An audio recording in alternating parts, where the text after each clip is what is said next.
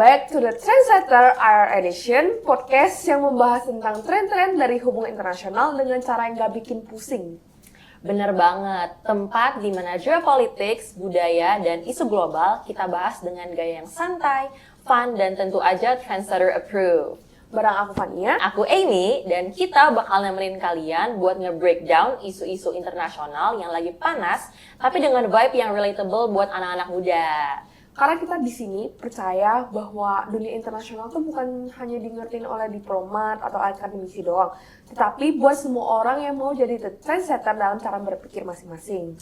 Bener banget, dan di episode kali ini kita bakal ngomongin topik yang lagi rame banget nih, yaitu cultural clash, debat panas antara batik Indonesia dan juga Malaysia. Jadi siap-siap, duduk santai, dan tarik nafas, karena kita bakal bahas ini dari sudut pandang dari Gen Z. Alright, let's dive in. Welcome to the Trendsetters IR Edition. Nah, tadi kan udah disebutin nih topiknya tentang cultural clash, debat panas batik Indonesia dan Malaysia. Tapi kayak sebenarnya aku penasaran sih sama cultural clash. Itu maksudnya gimana gitu loh. Jadi mungkin sebelum kita masuk ke cultural clash-nya, mungkin kita harus lebih dahulu artiin kali ya, cultural development. Nah, jadi cultural development itu sendiri kan merupakan salah satu topik dari sosial budaya yang cukup relevan di dalam studi hubungan internasional. Yang dimana kalau misalnya studi hubungan internasional ini kan nggak berfokus hanya pada pembahasan mengenai diplomasi, kekuatan atau senjata militer, atau misalnya pertahanan keamanan, atau mungkin perekonomian dan pasar global, tapi sekarang sudah meluas, dan yang dimana aspek budaya ini tuh turut diperbincangkan. Yang dimana sejak berakhirnya Perang Dingin waktu itu, budaya ini juga menjadi komponen atas sumber kekuatan dari suatu negara. Nah, yang dimana studi HI itu yang tadinya hanya berfokus pada hard power, kini juga turut menyertakan kekuatan soft power, di mana aspek budaya ini tuh sangat diperhatikan banget. Nah, maka dari itu, cultural development atau yang dalam bahasa Indonesia adalah perkembangan budaya, ini menunjukkan bahwa bagaimana suatu negara itu dapat membangun, mengelola, dan memproyeksikan budaya yang mereka miliki secara historis sebagai bentuk dari soft power. Nah, tentunya kita pasti tahu kan kalau misalnya di dunia kita sekarang yang udah modern, yang di daerah globalisasi ini itu tidak hanya diindikasikan dengan perkembangan iptek atau juga interaksi lintas negara tanpa batas, tetapi juga budaya-budaya negara-negara yang turut bergerak lintas negara. Lalu juga identitas yang sangat kompleks dan juga pastinya kecenderungan untuk terjadinya integrasi budaya. Nah, cultural development ini itu dapat membantu kita untuk menjelaskan bagaimana sih negara itu dapat mempertahankan identitas nasional mereka, lalu juga bagaimana budaya menjadi komoditas global dalam ekonomi kreatif. Nah, fenomena seperti contohnya perebutan identitas budaya, lalu juga klaim-klaim terhadap warisan budaya, dan juga cultural clash tentunya, seperti topik pembicaraan kita pada pagi hari ini, itu menjadi isu kontemporer dalam kajian studi HI.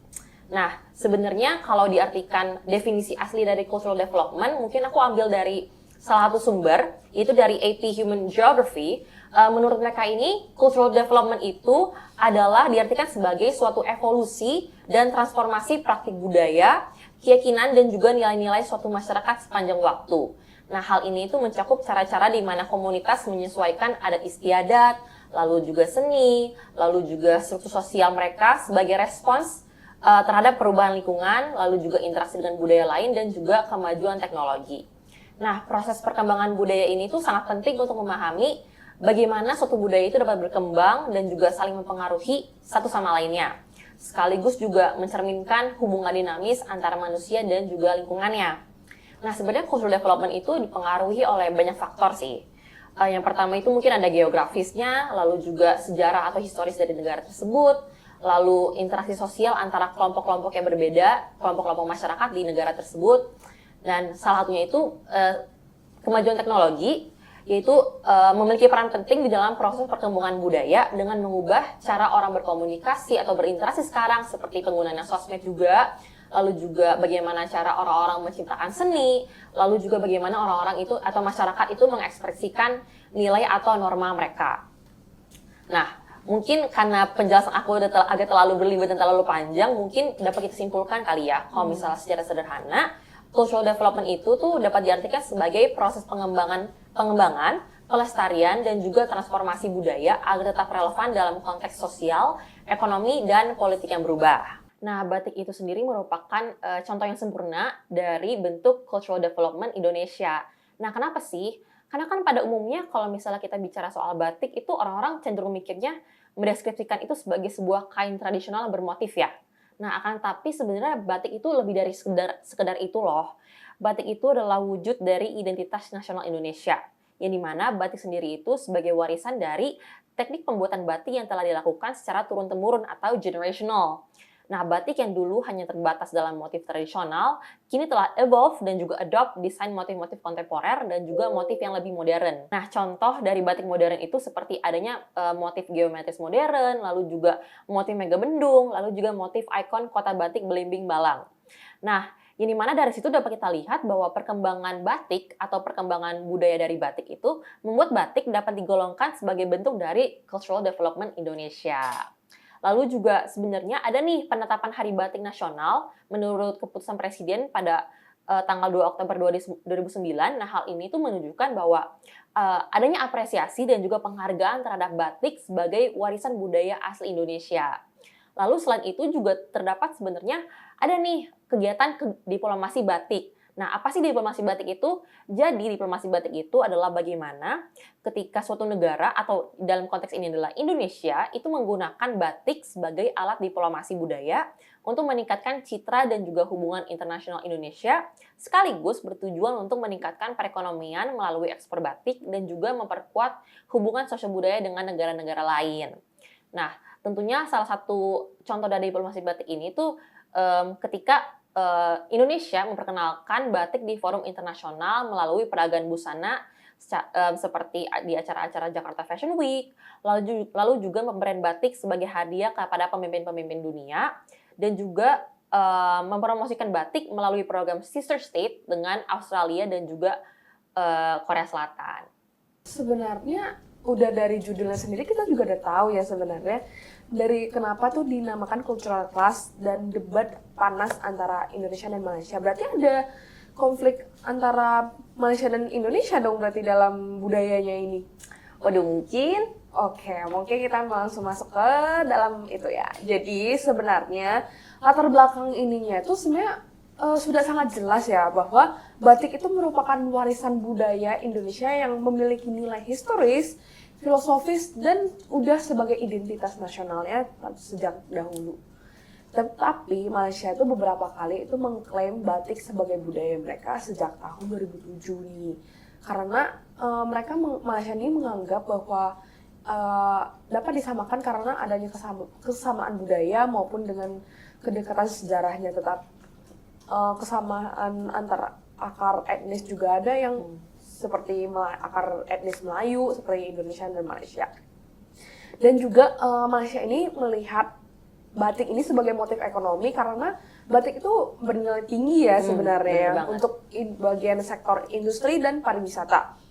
Dan sebenarnya pada tahun segitu Indonesia tuh kurang mempromosikan batik itu sebagai identitas nasionalnya mereka. Jadi kayak dengan mudahnya tuh Malaysia menganggap bahwa batik itu punya mereka gitu loh. Jadi apa upaya Indonesia sendiri itu Indonesia tuh mendaftarkan batik ini ke UNESCO pada tahun 2009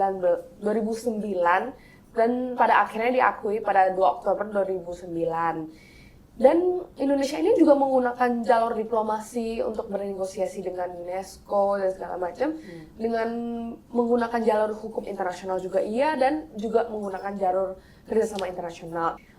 Dan pada akhirnya Indonesia tuh menambahkan batik di dalam undang-undang sebagai perlindungan hukum internasional melalui UU Hak Cipta pada nomor 28 tahun 2014. Jadi sebenarnya bukan cuma upaya Indonesia doang, dari kayak peran hukum internasional juga ada. Jadi kayak soft law dan hard law itu membantu Indonesia untuk mencegah klaim dari Malaysia secara sepihak. Jadi UNESCO sendiri juga berperan besar ya di sini sebagai mediator dan memberi legitimasi secara internasional. Jadi konflik ini pada akhirnya juga diselesaikan secara damai melalui diplomasi negosiasi. Jadi dan pengakuan UNESCO sendiri juga memperkuat Indonesia dalam dunia internasional sih ya. Nah, tapi kan dari tadi saya sebutin yang upaya Indonesia, latar belakangnya. Nih, kita tadi kan juga saya ada sebutkan bagian hukum internasional. Jadi, untuk menjelaskannya, peran hukum internasional di sini itu juga sangat penting karena menekankan bahwa perlindungan budaya ini tidak bisa hanya dilakukan secara nasional, tetapi harus diakui secara internasional. Yang pada akhirnya diakui sebagai tadi yang saya sebutkan, udah diakui sebagai UNESCO melalui Convention for the Safeguarding of the Intangible Cultural Heritage. Batik juga terdaftar resmi melalui UNESCO Inscription dan juga diperkuat oleh WIPO Convention. Jadi sebenarnya upaya Indonesia ini untuk mendaftarkan batik sebagai identitas nasional mereka itu juga membantu hukum internasional dalam mengatur pelindungan budaya secara global, mencegah pencurian budaya, atau cultural appropriation dan klaim secara sepihak yang dilakukan pada Malaysia juga. Jadi dan pada akhirnya itu memberikan kerangka bagi negara untuk melindungi budaya itu melalui ratifikasi, akses, dan perjanjian itu sendiri. Jadi perlindungan batik ini juga menggabungkan dua soft law dan hard law yang membuat batik itu sebagai identitas dari negara Indonesia. Nah, mungkin tadi kan udah jelasin dari latar belakang, dari UNESCO dan peran hukum internasionalnya. Mungkin kalau misalnya dari teori HI nih, kalau misalnya mau dihubungkan ke teori HI, mungkin menurut Amy sendiri apa saja yang cocok, teori apa yang cocok dengan topik ini? Kalau menurut aku, karena dari tadi kita ngomongin soal batik sebagai identitas dari Indonesia, mungkin ada satu teori HI yang relevan banget kali ya. Nah, menurut aku itu adalah teori konstruktivisme. Jadi, sebelum kita bedah analisis kenapa sih batik itu bisa dikaitkan dengan teori konstruktivisme, mungkin kita artiin dulu kali ya, teori konstruktivisme itu apa sih? Nah, teori konstruktivisme itu merupakan salah satu perspektif dalam HI yang paling relevan dan juga mencakup sudut pandang yang sangat luas banget untuk digunakan. Nah, karena konstruktivisme itu berfokus pada identitas, citra, norma, ide, dan pemahaman bersama dalam politik dunia, di mana mereka memandang bahwa realita itu terbentuk secara sosial atau socially constructed, yang dimana makna atau arti dapat membentuk ataupun mempengaruhi tindakan dan kebijakan.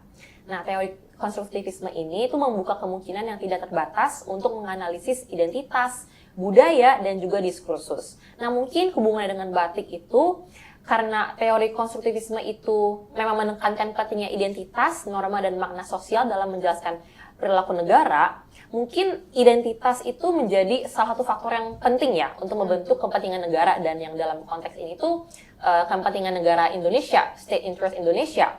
Nah, batik itu tuh sebagai wujud representasi identitas Indonesia yang dimana bisa dilihat dari motif-motif batik itu kan berbeda-beda ya dari masing-masing daerah.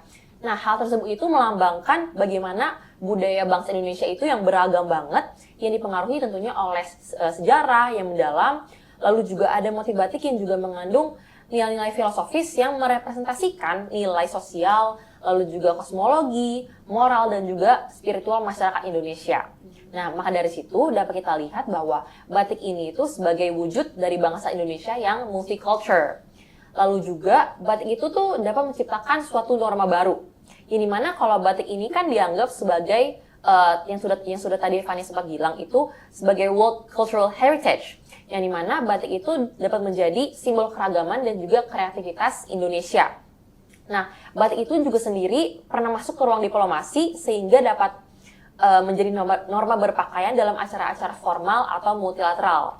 Nah, konstruktivisme ini tuh melihat bahwa ketika norma-norma tersebut itu diterima oleh masyarakat dan tentunya masyarakat internasional, maka posisi Indonesia sendiri di dunia internasional itu semakin meningkat tentunya dalam hal budaya. Dan juga tentu pengaruh tersebut itu adalah pengaruh soft power yang bekerja melalui proses pembentukan norma sosial. Gitu sih kalau menurut aku. Berarti sebenarnya topik tentang batik ini sebenarnya sangat menarik ya. Menarik banget. Karena gimana pun kita juga bukan hanya belajar tentang batik itu sebagai identitas budaya, tetapi kita juga melihat batik ini dari segi hubungan internasional. Oke, Jadi mungkin sekian saja episode kita kali ini dengan saya Fania Dan juga saya Amy. Kita pamit undur diri, sampai jumpa. Bye-bye. Bye-bye!